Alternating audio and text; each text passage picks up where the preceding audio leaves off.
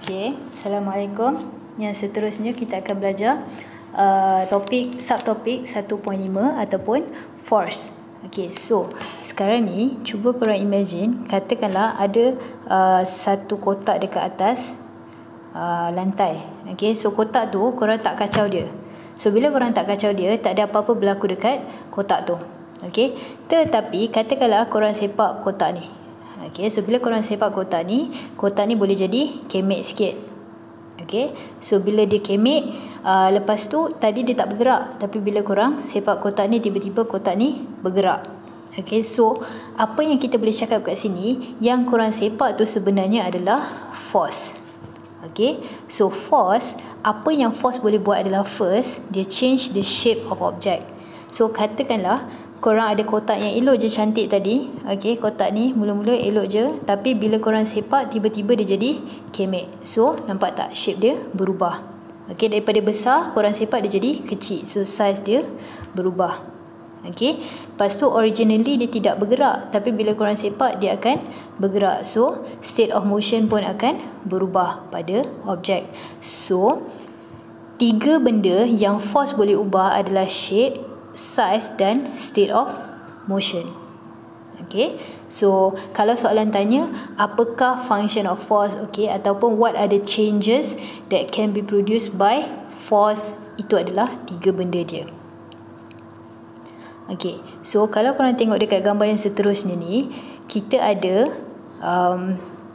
kotak. Okay, kita tengok situasi pertama. So situasi pertama ni ada satu kotak ni, tapi dekat belah kiri tu kalau korang tengok ada dua force, iaitu 10 dan juga 5. Okay, so 10 dengan 5 ni diorang bergabung datang sama-sama daripada belah kiri. Okay, so kotak ni akan bergerak ke arah kanan sebab dia datang daripada kiri kan. So datang daripada kiri, so kotak akan bergerak ke kanan. Tetapi sekarang ni force dia kita consider sebagai 15. Kenapa? Sebab 10 dan 5 ni adalah same direction. Okay, so bila kita dalam same direction, kita punya force tu kita just tambah je. So in this case 10 tambah dengan 5 dapatlah 15 Newton. Okay, lepas tu untuk situation yang kedua pula, okay, kita ada 3 Newton dengan 10 Newton. So 3 ni untuk tolak kotak ke kiri. Okay, so yang 10 ni untuk tolak kotak ke kanan. So bila kita tengok dekat sini, kalau yang tolak ke kiri tu adalah 3, yang ke kanan tu adalah 10. So arah dia berbeza kan. So different direction kita akan consider tolak. Okay, so 10 tolak dengan 3, kita akan dapat 7 Newton. Dalam kes ni, semua jenis force ni 10, 3, 5, ini semua adalah force. Tetapi 15 dengan 7 ni adalah resultant force. So resultant force adalah net force ataupun total force dalam satu sistem.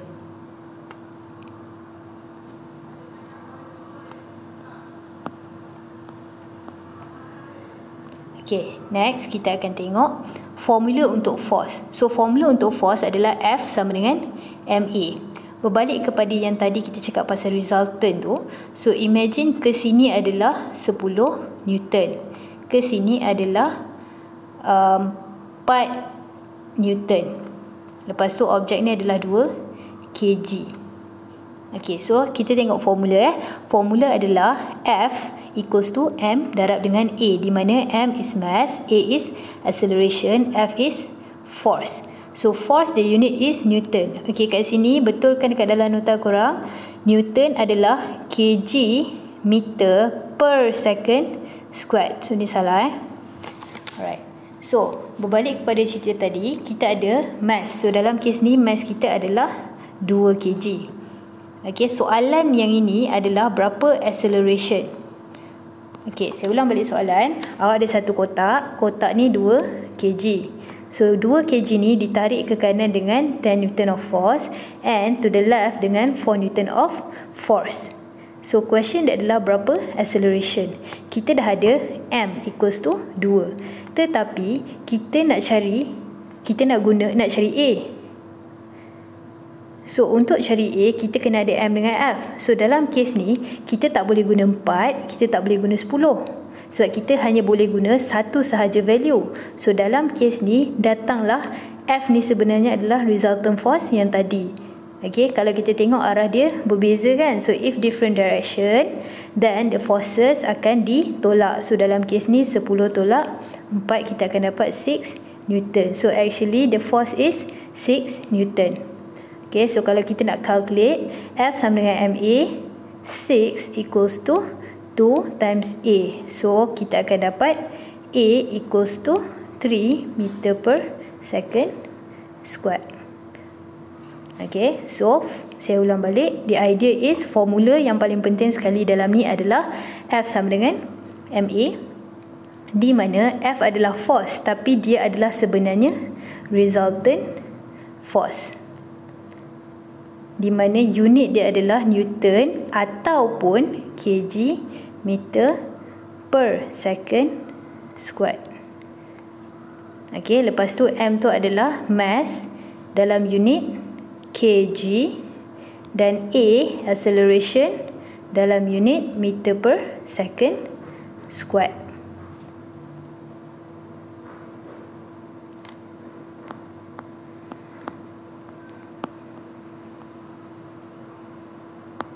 Okay, seterusnya kita akan tengok pasal forces. So, forces, dia ada situation di mana dia dalam keadaan equilibrium. Ada certain situation dia dalam keadaan bukan equilibrium. Okay, so bayangkan dalam gambar ni kita ada 5 Newton ke kanan dan 5 Newton ke kiri. So, dia equal kan, 5 Newton to the right and 5 Newton to the left. So, bila dia punya jumlah forces dia, bila kiri dan kanan adalah sama, kita consider the forces are equilibrium. Okay, so kalau forces dia equilibrium, kita buat calculation sikit. Ke kanan 5, ke kiri 5. So different direction. If different direction, kita akan tambah ke tolak? Kalau different tadi kita belajar, kita akan tolak kan. So dalam kes ni, F kita adalah 5 tolak 5. So, 5 tolak 5 adalah 0 Newton. So, F equals to M times A. Kalau kita punya F adalah 0, meaning A kita automatic akan 0 juga. Kenapa? Sebab mass confirm ada value. So, apa-apa value, untuk dapatkan 0 balik, kita akan times dengan 0 kan. So dalam kes ni kita tahu bila forces adalah equilibrium, the acceleration has to be 0. Okay, sebab tu kalau kita tengok dekat dalam nota ni, first resultant force adalah 0 Newton. Sebab kiri dengan kanan value of force dia sama. Tapi sebab dia different direction, tolak 5 minus 5 dapat 0 Newton resultant force. Okay, lepas tu kita dah tengok tadi F sama dengan MA. Kalau force ni 0, mass tak kisahlah berapa pun, untuk dapatkan balik 0, dia kena times dengan 0. So meaning acceleration dia adalah 0.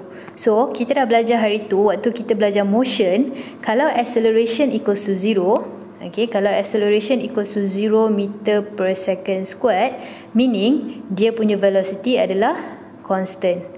Okay, tidak ada change in velocity. Barulah kita consider sebagai acceleration equals to 0. Sebab tu, bila objek tu, dia punya forces dalam equilibrium, kita punya velocity adalah constant atau dia memang tidak bergerak langsung. So, itu adalah syarat-syarat for forces dalam equilibrium. Okey, untuk forces yang bukan dalam equilibrium pula, kita boleh tengok dekat sini, ke kanan 10 Newton, ke kiri 5 Newton. Okey, jadi sekarang ni kiri dan kanan dia tidak sama. So, direction lain, jadi kita akan tolak 10 tolak 5, kita akan dapat 12. Datang mana pula 12?